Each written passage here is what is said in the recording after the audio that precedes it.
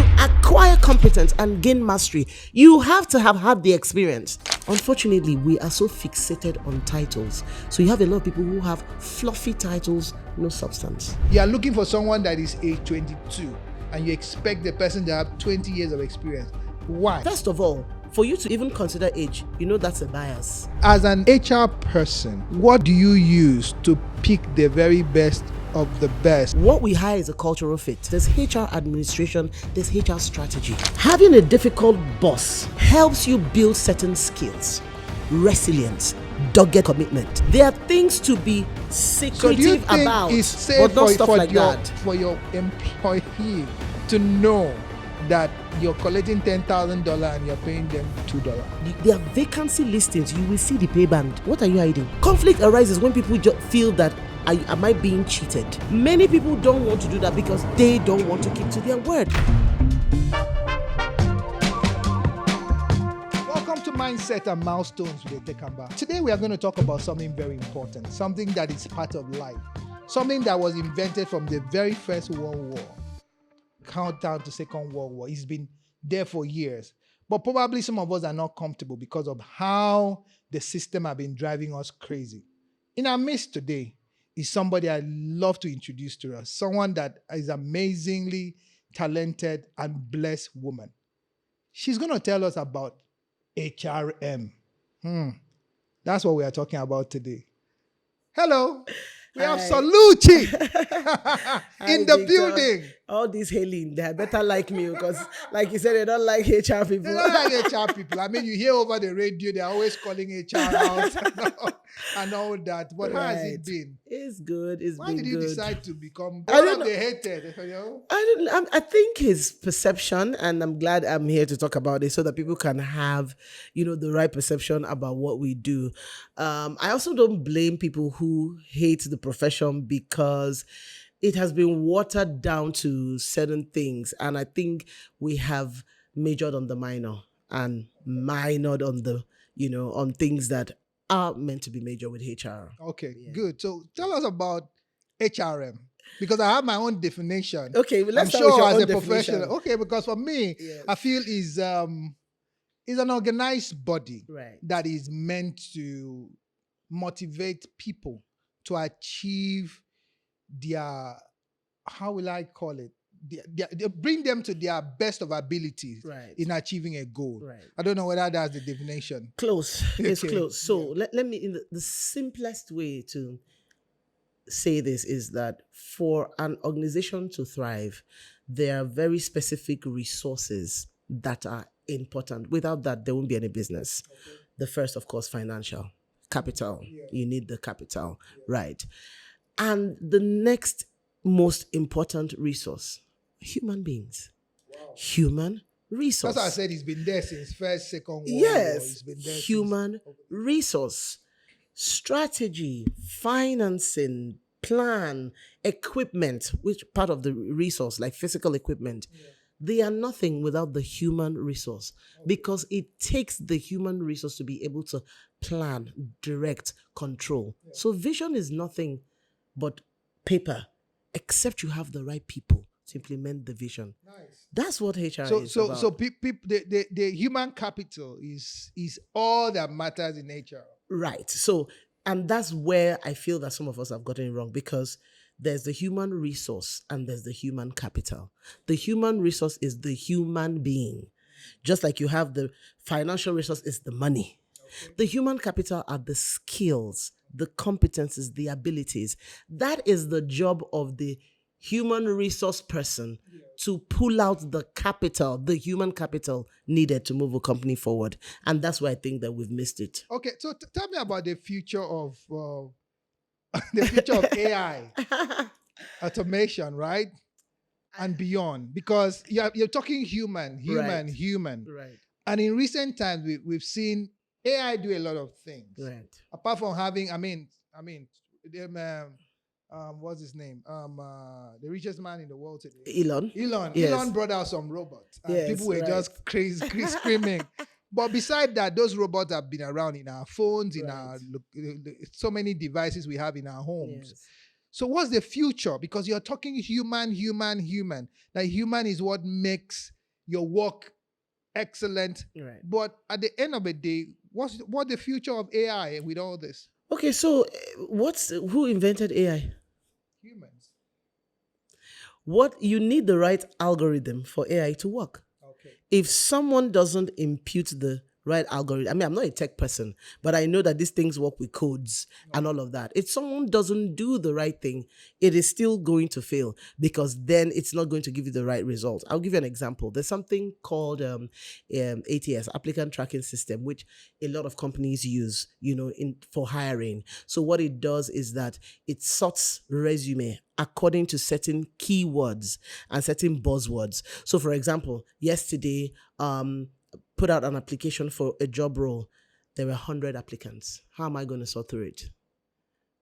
So ATS helps organizations, right, to do in fact, there's some, I don't want to go into tech, but there's something else called resume parsing that helps you to summarize each person's resume so that you see exactly what you're looking for. In other words, I don't have to look through because there's a lot of garbage that we get on a CV. You're telling me about your local government. Yeah, I'm from Anambra State. I don't want to hear. I'm not interested.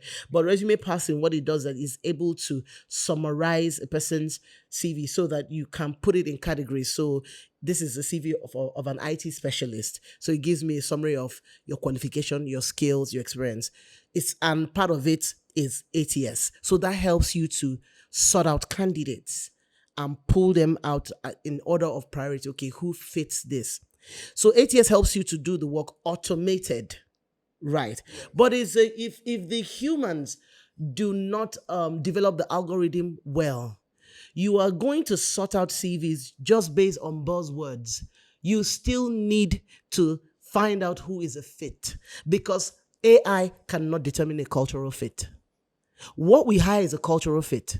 Technical skills can be some technical skills can be developed. If you wake up today and say you want to be an engineer, you can go through the process and become an engineer. Go through the process as long as you're dedicated to it. But what makes you a good engineer for a company are your personal values, the behavioral competencies. ATS cannot do that. So what candidates are doing is that they will use AI, ChatGPT, write your resume. The ATS will pick you because you look good on CV. Till you come for the interview. Is it a robot that will interview you? Sorry for copy, because for some of us that don't know that when you come up with your AI automated CV stuff, there's still another AI that is looking at you to know that you copied it and pasted it somewhere. Yes. But I mean, a lot of young people don't know this, right. And they feel like that probably people in a certain generation are not smart anymore. Yes. But we are updating. And some of us are ahead of them.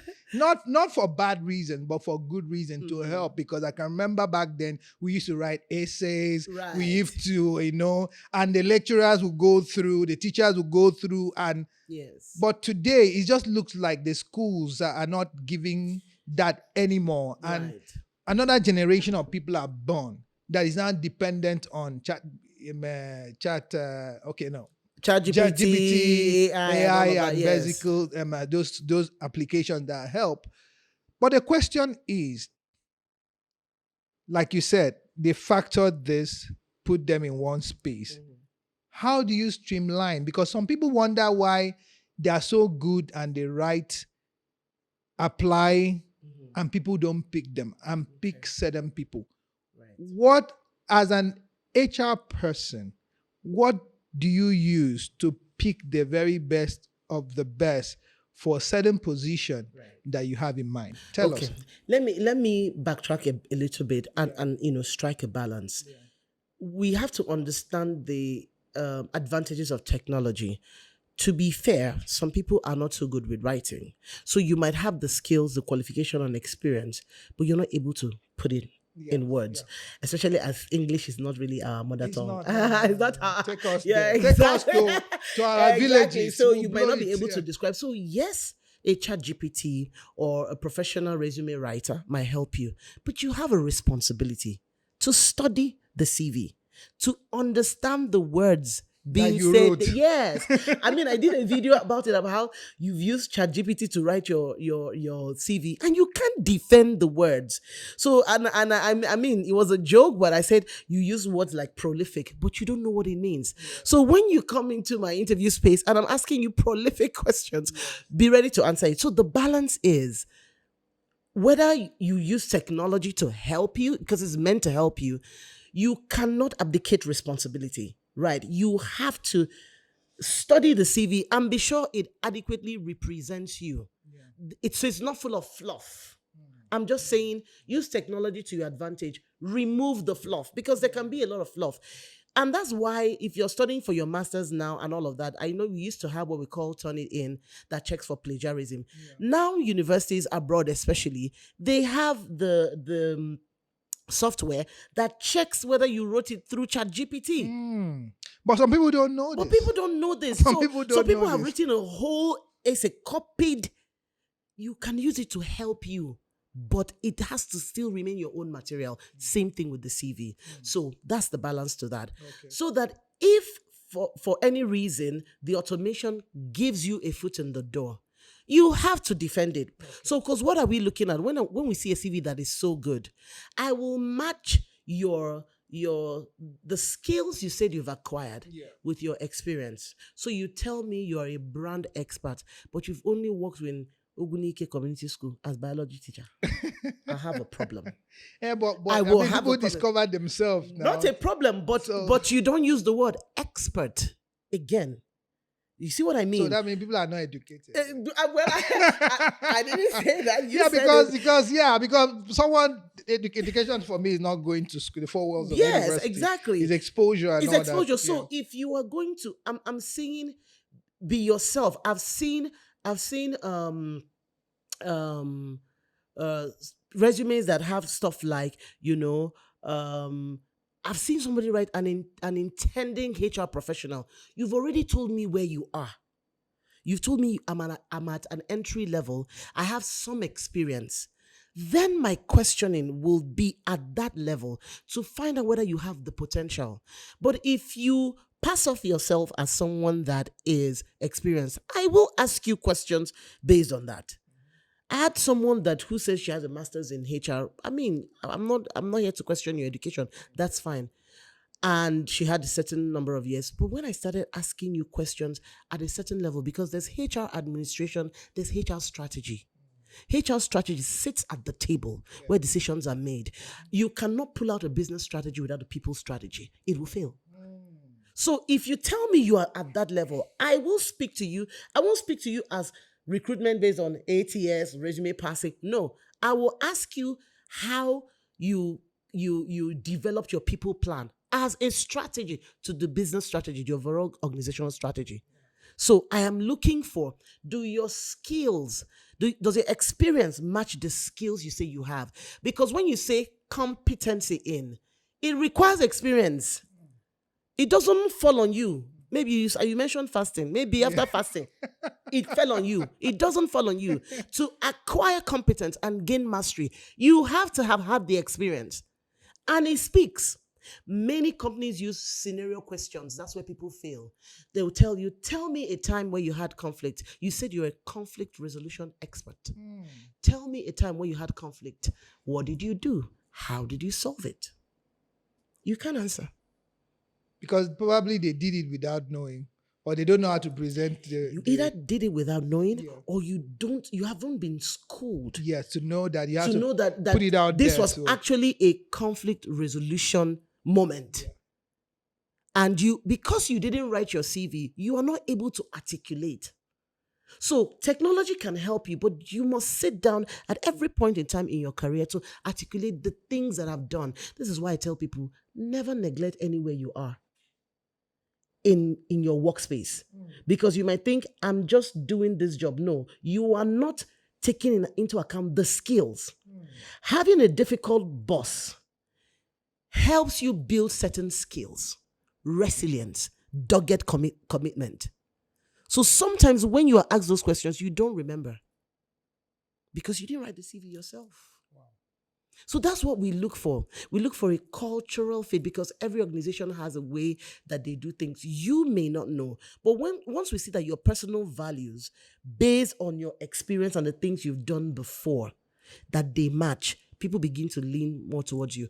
Unfortunately, we are so fixated on titles. So you have a lot of people who have fluffy titles, no substance. Wow, this is so deep. I told you are in for it, and you've said so much, and personally, I have few more questions to ask. So let's take a break. We'll be right back.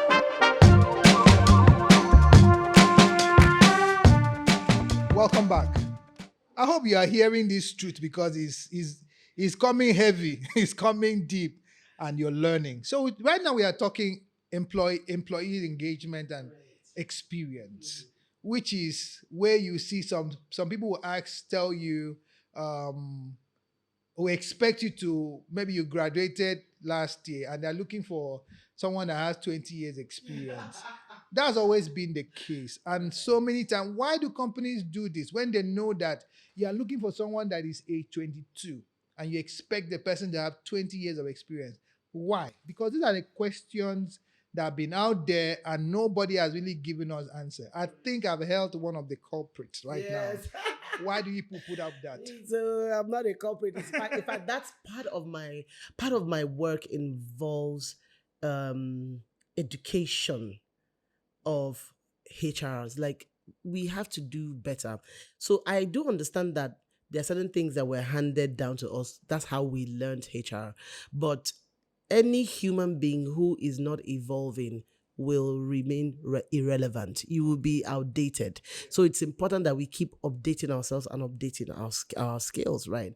I do remember in those days that when we started HR, that companies like, Shell, Chevron, they used to have this internship or graduate programs. Even the World Bank, they still have it. What does it do? They pick students maybe in their final year or just graduated and put them through the organization because they know that the school they went to did not give them the skills required to thrive in an organization. Pythagoras theorem will not teach you how to be a good employee. I don't know, LCM plus HCF. I've not used this since I came out. So exactly, so these companies used to do that so that you gain the experience of what it means to work in an organization. You gain the skills.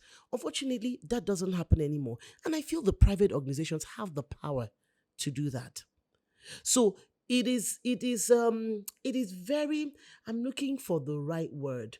It's unfair for anybody who says she's a HR, he or she is a HR professional, to expect that someone at a certain age, right, has that level of experience.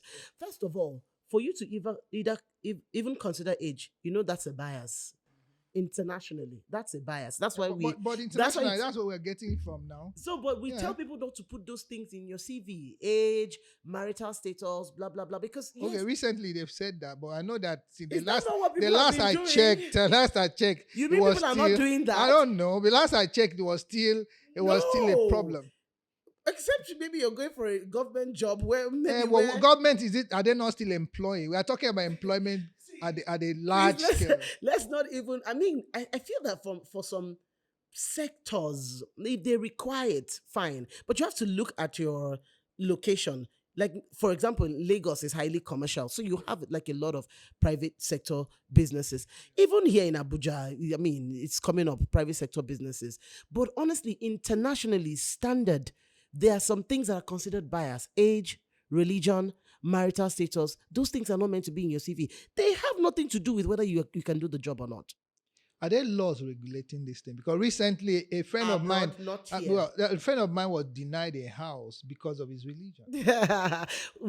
I'm not a lawyer, but I know right now, I don't think there's any law. If it's there, I don't think it's been implemented because those things are subject to bias, right? So I don't need to know your age to know whether you can do the job. So each job role, you see, this is why recruitment is a strategy.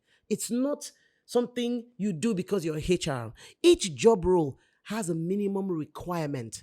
There are job roles that an entry level person who doesn't have any experience can do.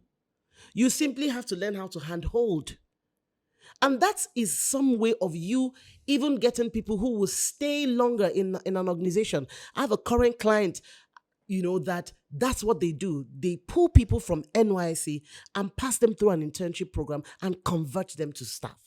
They stay. That brings me to the They next one. stay. Those people have been their longest. Really, because Yes. I've had friends that have trained people. Maybe those organization wasn't big in quote. Yes. Send them out for training. Yes. In the moment they're back, they are leaving for a bigger paid job. At times, what they are doing is totally different from what they were trained to. So, do you think it's an environment thing or a Nigerian thing? Or because abroad it happens a lot, people go, they get trained. Some of them were not nurses, some of them were not medical oriented, but they go and they realize, this is the fastest way to pay my bills. And they drop, some of them have PhD and they decide to start all over again. But do you think it's an environmental thing? Is it a Nigerian thing or is it a general thing? That you train certain people and they leave you when you need them the most for something that is totally not needed. I think it's an individual thing. I think it has to do with your personal values. Yeah, I can say it's societal because this is why organizations are afraid to do that, because many of them have invested in people and they leave. So you see, we have to strike a balance. Why you're calling HRs wicked? We too have seen stuff where you pour resources, time. Sometimes not even the money. Someone sat down, developed a whole curriculum to give you an education that will help you to thrive in a certain, career path. And once you get that, you just simply up and leave. Some don't even put in a resignation. They pack up and leave. So when you see certain stringent rules, 8 years experience is PTSD. Some of us act out of PTSD. However, you cannot now deny certain people those opportunities. So what you do is that you kind of like safeguard yourself. Some people sign bonds, right? That after training you, you're not allowed to leave or do something else for the next 2 years. If you do, you're going to pay a certain. Some people sign bonds, and those bonds, do work. So on both sides, you have to sort of like safeguard yourself, for the employee. You're getting, call it a free training. You're getting a free pass. Instead of putting that burden on you immediately after school, you're somebody that's graduated from school and went to NYC. Which experience do you want him to have? Someone has to give him the chance. But then when you are given the opportunity, do not mess it up. Okay, so you are also a talent specialist, which will bring me to what's been happening generally with talent. So somebody does not have the platform. Then somebody has the platform. Bring this person, brush the person up, invest in the person. I'm talking about, for instance, music now, because recently I'm seeing a lot of suing, even in the church. No, even in the church space, I'm seeing a lot of suing going on. I'm like, nah, we didn't know this part. We thought it was just God, and the court is smiling to the bank. How do you, as a talent specialist? Right. Because now the person that has the talent feels the other person that has the system that was a platform for the talent is exploiting. Right. As an HR person, or as an HR manager, how can you strike in that balance so that after fulfilling certain contracts, they will shake hands and party instead of feeling like you stole my money, you used me and dumped me. I would have been better, because some are getting it right, but so many are not getting it right. What's your opinion on that? Okay, I would stick to the organization space. I'll stick to that in answering that question, because it is a principle. It, even with what you're talking about, it aligns. I would say one thing first. Everything is a risk. You have to take a chance on people. The only thing is that before you go into anything, you have to calculate the level of risk you want to expose yourself to. it's unfortunate that in doing some of these things, for example, like in organizations where you pick interns and you train them, somehow a relationship, develops. I mean, you have people who work for you, and somehow you sort of have like how those people that are like your go-to. It's now beyond work relationship. It enters into mentoring and coaching. Itekamba is a risk that you have to take. And if we keep looking at, am I exposed? Is the risk too much for me? You're never going to plow into people. Okay. So People, people, we should keep pouring yes, to people, yes, even when we know that you should backfire tomorrow. you should, because some of them and many of them will yield fruit, and it might not be from that particular person. Your work will continuously speak for you.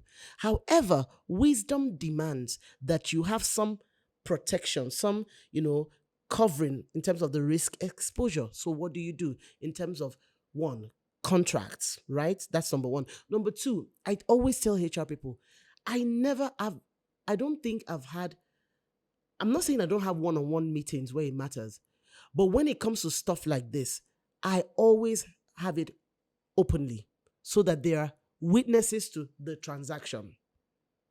So there are discussions that you should have openly. This is why I say things like compensation and benefits, things about the company should be open, documented, so that everybody sees it is free, fair, and equitable. Is it you? Because there's an accusation that Oh most my God. HRs are secretive about a lot of things. So people don't get to know whatever agreement they have with the people that own the establishment. So why are you talking an open stuff when majority of you are very secret about it? So that's what I'm teaching. It saves you, because there's some things, what is there to hide about? For instance, now, as an HR, maybe you're bringing a group of people to work in a place, Yes. and you have an agreement with an organization. So let's say you're collecting $10,000. Yes. And you're coming to these people and you're telling them, okay. So that's where where the conflict arises. You'll be paid $2. That is where the conflict arises, because you are not open. There are things to be secretive so do you think about, it's safe but not stuff like that. for your employee to know that you're collecting $10,000 and you're paying them $2? Why would you? Nobody will agree to that now. But that means you're greedy to do the work. That means you're greedy. Why are you not paying people? So you don't want to pay people what they are worth. You don't want to pay people what they are worth. That is why you don't want to make the pay fair, to be open. Yes, and I have so many examples. There are vacancy listings. You will see the pay band. What are you hiding? Because the compensation and benefits should be open. You're telling me, if you are at this level, this is what you're getting. If you want to get to this level, it is possible for you to go from 100K to a 600K. This is how you're going to do it. That is what increases employee engagement, because employee engagement is how deeply ingrained an employee is with the company and with the vision, how committed they are. That's what drives employee engagement. When the organization is open about certain things that matter. Money is such a touchy subject, right? So conflict arises when people just feel that, am I being cheated? But if I'm telling you, as you're coming, I can only pay you 50,000. No. Do you want or you don't want? And after 50,000, after 2 years, I can pay you 100, and I will keep to my word. Many people don't want to do that because they don't want to keep to their word. That's where the conflict starts. Okay. So there are certain things that should not be hidden, and there are examples. So you see vacancy listings, they will tell you the pay band, they'll tell you the level, they'll tell you how much the salary is. It saves you stress. It's 200,000. Do you want or you don't want? Not the one you will make the job advert is so fluffy. This one you roll and by the time you come, you're offering me 20,000. Why? Well, I'm sure the people are hearing, because we need to be safe. People, they will not like me for this. Yes. But Anyways, we'll get it right. another thing you made mention about some level of understanding. A certain generation feel to be getting the bite. A certain generation could manage, yes, but the work generation don't want to. especially some of them that are coming from private universities, coming from expensive universities, and they're coming to the labor market. How do you cope with them? Because with them, I'm hearing a lot of mental health talk. They are having what are those words? There are many words that they use lately. How do you how can you advocate for these people? Because they always feel like they are not treating them well. Because before they will get up there, it will take a little time. They are always having issues with their bosses. They are having issues with their colleagues, and that's why many of them are going for remote jobs. So take it from here and get to the remote Good jobs. jobs. Okay. Yeah. So I mean, it's two prong on their side and on the organization's side. On their side, I would say they shouldn't really worry themselves. The bills that they're going to they will decide which mental health they want to face. The bills. Because the real world is not like when your parents are paying for you. And even if you have a trust fund, by the time you don't have a job, the trust fund will run out. So they have to adjust to the reality of where they are. I know that those words, hard work, growth, patience, they are being eroded. But unfortunately, there are principles they cannot gloss over. They still work. There is still hard work that gets you hard work plus smart work, whatever semantics you want to call it. Because for you to do smart work, it's kind of hard because it's easy to be stupid. It's easier to be stupid than to be smart. So whether you call it smart work or you call it hard work, you must get there because there is a process. Right. So you have to understand that it's just like money. There are principles of money. Some things obey principles. It doesn't matter your level of intelligence. You have to apply it for it to work. That's on their side. On the other side of the organization, you have to understand that there are different types of talents and their characteristics. These ones are on the up and up. They are fast. They think fast. You see, this is why open policy organizations work better. Because you're not deceiving me. This is what you're getting. And this is what I can afford. So there has to be a lot of mentoring and coaching on the side of the organization. Do you think they are not willing to be mentored? Because remember that I think a lot are willing to be mentored. because there is a fast generation. Right. People call it microwave generation. Right. Some people, that's why you see a lot of people go into crypto and all that, because they just want to sit down in their house and make money. And you're telling them to come and sit down there and collect 100,000. Right. Well, they can just do their Bitcoin and get returns and all that, or crypto generally. Yeah. Because even the new US president has his own crypto, and the wife has his own cryptocurrency. Yes. So you how do you handle that? Because it looks like there is a huge migration to the digital economy, more than somebody just putting having hands-on work. They just want to put in money there, and they're sitting down playing computer games, and they're getting heavy returns. Etakamba, to every rule, there's an exception. Yes. You would always want the ones that would want to go that way. It has worked for some. It has not worked for some. Yeah.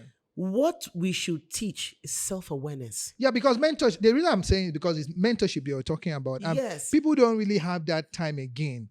They feel, okay, for instance, let's say interior work. Yes. You maybe like what they used to, most time, they used to call it carpentry work back then, but we've redefined it to interior decoration.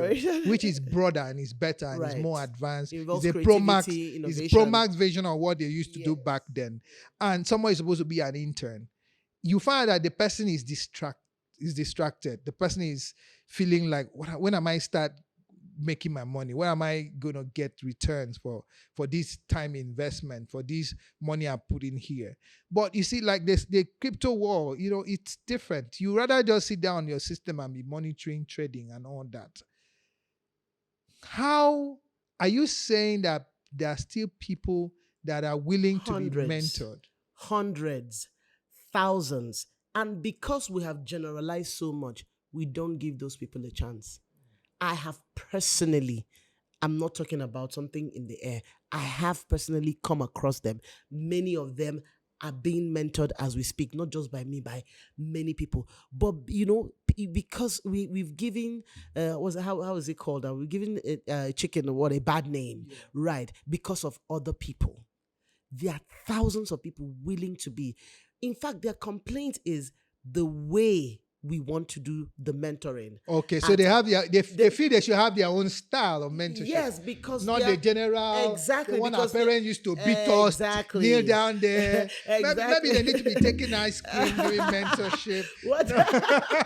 Because I know that the kind of parenting that I had, I can't even give that to my children because no, they can't take so it. I feel they you see they understand when they have a reason.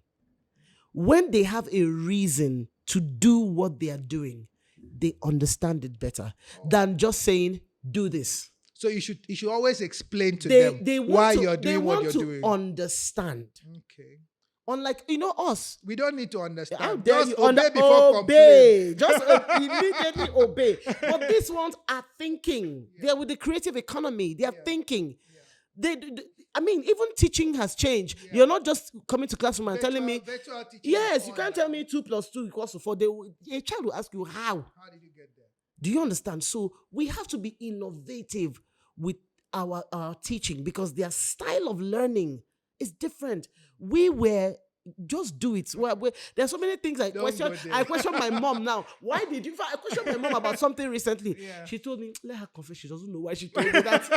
No, they were handed. It was just hands-on from another generation. Exactly. So there's a disruption. Yes, there especially is. since after COVID. Yes, so people that takes us to remote job. What's the disadvantage of the remote job? So I have my own personal, and this. Let me say this is my personal view, right? Yeah. I think you have to adjust to your environment.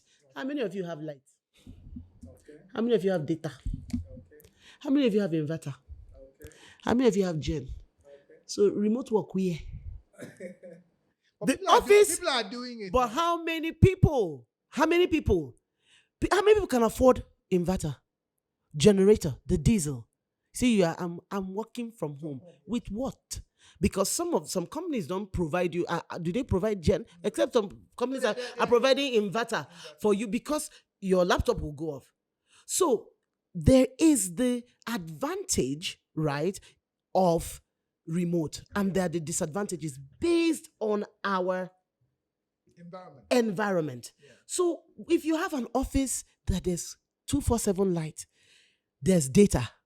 And then there's human interaction, which we are missing, which helps you to think faster when you brainstorm and talk to other people. Those elements are missing. They help you move faster. That's why they're getting depressed, because you're home. You're trying to do work. NEPA strikes. Okay, Jen, you put Jen. The noise will not allow you to think. Yeah. After a while, fuel goes up, diesel goes, you go to buy, there's queue or there's none, or prices. But there you have an office. So you have to rethink it because some people think remote is style. Yeah. So for some people, it's just a social phenomenon. Okay. I work remotely. It's a thing. You don't enjoy it. Personal opinion. Personal opinion. Because they'll take on you. Yeah, they'll take on you. Yeah, that's fine. Take on you. That's fine. Just get ready. They're coming. Personal opinion. If you can, if your organization, that's allowed. And if you can and you have the resources to do that, that's fine. But some of us still thrive on that, human interaction. Even on the coffee and the biscuits in the office. Let hunger not kill you in your house. Some of those things. But some offices don't have coffee and biscuits. So again, balance. Okay. So if you want me to come to the office, make it conducive. Yeah. Make it conducive. Make me want to enter the office environment. Office people, please, just make it conducive. Yes, make it conducive. People want to work in the office. Station, so that takes up the working in the office environment. Now let's talk the environment, the space people work. Because some offices is toxic. You can never be productive. You have a boss that is always shouting, nagging, and you have. I've had a lot going on. I think there's only one time I was employed, and it was a lesson period for me. I learned, and that gave birth to my fashion brand. So what's your advice for some of us that are employers regarding environment? Right. So, I did something on Workspace at how organizations overlook the power of the workspace as a source of motivation. There are some people that you say, let me meet you in the office. They'll say, no, no, no, let's meet outside. They don't want to meet in the office because the office is not is a thing of pride. You are elevating your brand by having a proper workspace. And by proper, I don't mean fancy. Everybody should at least have a desk. There are places that I've seen where they employ staff, is staff that go and look for table. I've seen it before. Staff will be carrying their table, setting up their table. So for any HR I mentor in their organizations, before a staff resumes, the workstation should be there, clear, with whatever tools. Make it nicer. Have a welcome note. Don't kill me. Have a pack of cookies or sweets. It won't kill you. Just for that warmth. Because you cannot demand so much from an employee and provide so little. And I have to say this. Employers think it's only salary. No. As far as I'm concerned, salary is basic and mandatory. That's an exchange. Whether it's commensurate or not, that's a different ballgame. But that's an agreed exchange. I come to work, you give me this in exchange. Every other thing is a major source of motivation. The workspace, the kind of furniture you have, the lighting, the ambience, whatever it is. And it doesn't take much, a little here, a little there. Then create an environment that makes it easy for staff to talk. If you're the kind of boss that once you're working, everybody starts running helter-skelter, I don't know the kind of productivity you would want, right? So you have to, that is the work of HR. It's beyond sorting CV, doing leave forms. That's why I have a problem with HRs, because we have stayed on the administration and we've forgotten. That's just one part. That is just one part. We've forgotten about. It is called management, talent management. So what it means is the life cycle of the employee from entry to exit is your responsibility. Entry is key. How you conduct interviews, I've talked about it. Keeping somebody waiting for 10 hours, all in the name of your testing what I don't know, whatever nonsense test you're testing, to when they actually get in, to onboarding. Some people start hating their organizations from the time they resume work because it seems as if no care is taken. You don't care about me fitting in. Typically, onboarding, some say 3 months. Typically, it should be like 6 months because it would take someone time to get into the groove, not about the job role, but the organization itself, to understand the culture. So all of these things matter. How the office is, organized. Do they have a place to eat? Is there a canteen? If there's no canteen, what are your rules? You can't say, don't eat in the office, but the nearest food station is 3 hours away and you gave me 1 hour for lunch break. How am I going to manage that? You don't just copy other people's policy. Policies can be universal, but the application must be local to your organization and environment. So your office is far. The nearest place to eat is far.